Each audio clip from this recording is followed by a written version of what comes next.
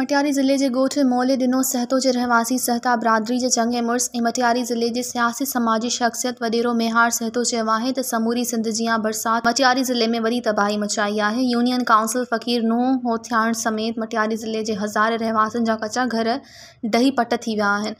बरसात मुतासिरनि जे हेसिताईं न चूंडियल नुमाइंदनि तोड़े ज़िले इंतज़ामिया का सार नाहे लथी। बरसात मुतासिर खुलियल आसमान हेठि बुख ऐं बदहाली जी ज़िंदगी गुज़ारण ते मजबूर आहिनि।